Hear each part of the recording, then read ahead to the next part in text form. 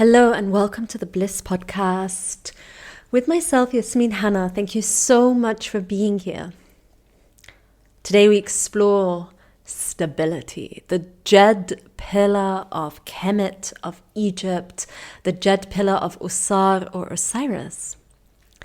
Now in ancient Egypt, true power was the essence of all creation. And power translated also as stability. When there is power, there is stability of mind, of emotion, of body, of heart. That doesn't mean there is no chaos. On the contrary, all creation starts in chaos. This is an ancient Egyptian belief. It's a Greek belief. It's an ancient philosophical belief. Everything starts from chaos. And from that chaos comes an order. And that order creates stability. Now, take a moment to tune into your life. Maybe you're at a point of incredible stability. You feel stable in your love life. You still feel stable in your mind, emotionally. Maybe at work. Things are feeling grounded. Or maybe you don't feel that way at all. Everything's going in spirals. You can't make sense of anything. Or you feel stable in areas of your life and you don't feel stable in others. This is the most natural and most probably common way. Now, what if we brought this essence of stability more and more into our mind and heart and body, leaving room for the unknown, for the mystery, and yet the core stability remained always. For myself, I've come from a great history of mental disorder. It started very young at 16 and I was treated for 5 years or more with medications and hospitalization and doctor until one day I realized I needed to find my stability. And if my father hadn't told me, there's no doctor that will cure you. You are your own doctor. And he said it exactly like that. You are your own doctor and you have the medicine. That led me on this incredible quest to find out my stability, my treatment from this very volatile mind. I'm very grateful to meditation. Meditation creates stability. Sitting erected of spine was a very powerful beginning. Can I elevate my spine into this erected state, into this Jed pillar? Now, the Jed pillar of Osiris or of Usar is the spine stable and erected. So by sitting in meditation, something very powerful happens to the mind. By simply allowing the body to sit up straight for long periods of time, something begins to get programmed in the brain. An alignment, a vertical alignment from the base up to the crown. This somatic experience changes the neurology of our brain to be able to sit in stillness. Now, this might take time.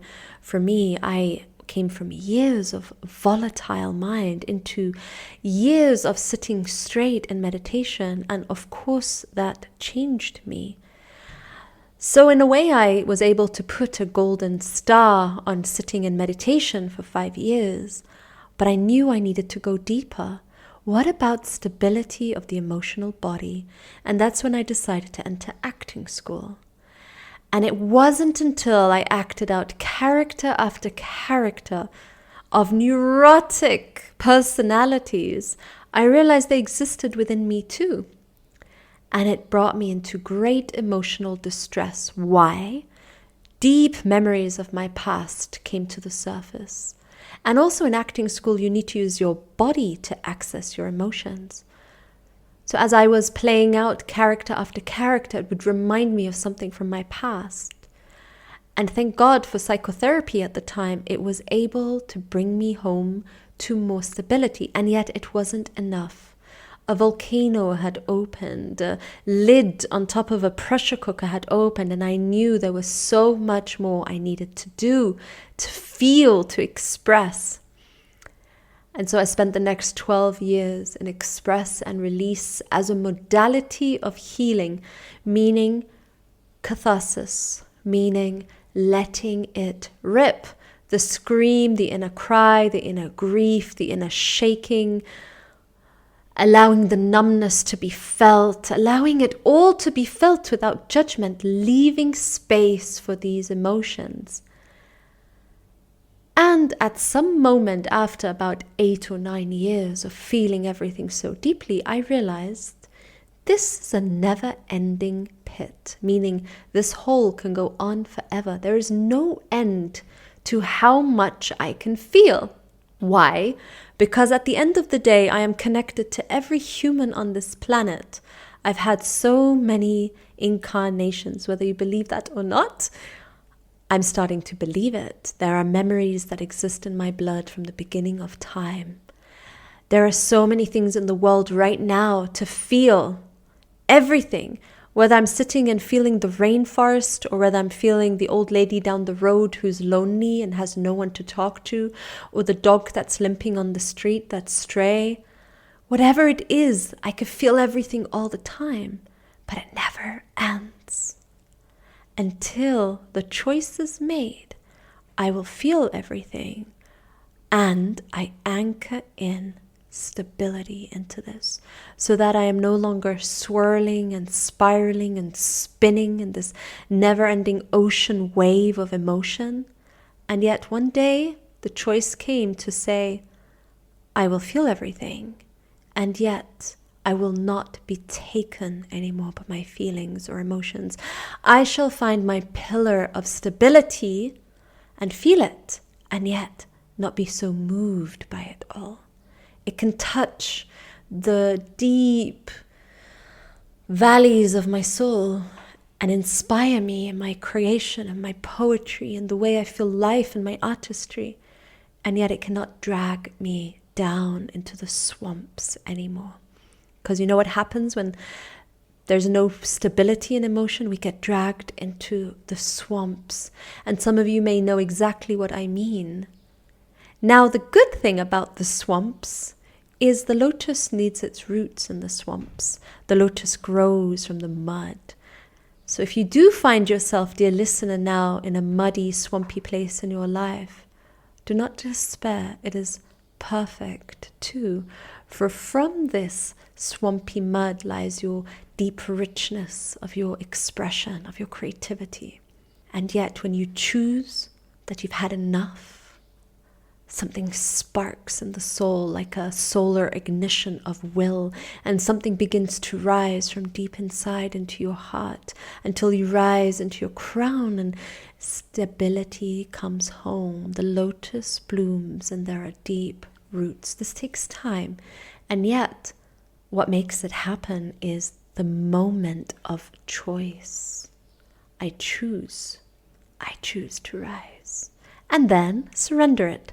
Give it up, surrender, and choose it. Choose to direct your compass towards a way of power. Power is simply placing your compass every day towards your northern star. It means daily there are distractions and ways of being pulled out of your power. And it's not force, it's not effort, it's actually the opposite of force and effort. It's a deep, soft surrender. And yet you point your arrow, your masculine is clear, but your feminine doesn't know anything because she is swirling and dancing in the mystery of color and animation. So directing your arrow, and that doesn't mean directing your arrow that you've got clarity upon every step of your life or even where you're going next, but there is a clarity to your value system. You value perhaps purity and innocence above all. That is a perfect place to point your arrow. I value kindness. I value integration. I value really receiving the beauty of life. These are valuable compass points. Because from there, life has a plan for you, my dear. Life has a destiny, and she will dance it out for you and bring you to your knees and tears of wonder and disbelief and even grief. all of it. This journey is wonderful, and you do not need to know everything along the way. In fact, let that go more and more. But in your being, there is a crystal that defines who you are, that makes you individual from others. So if you are a storyteller, become the best storyteller by practicing your craft. If you are an engineer or an architect or a mathematician, practice your craft. If you are a sportsman or a woman, that is wonderful. This is your defining crystal of your personality, of your character. Allow that to be there, and yet direct your soul's compass towards the values that you hold so high in this life. And you will find the beings that resonate with that, and the creations that resonate with that, and the communities that resonate with that. And that's all that needs to be done, is to lean into your core value, which becomes your power, your root, and find stability in that. And allow it to define the crystal that you are, and shine and shine. And even if you fall back into the mud, you will never lose what you truly are, because life will have its way with you. It has its way with all of us. But even if there is another cycle of mud, you too shall rise again and again and again. It is nature. It is nature.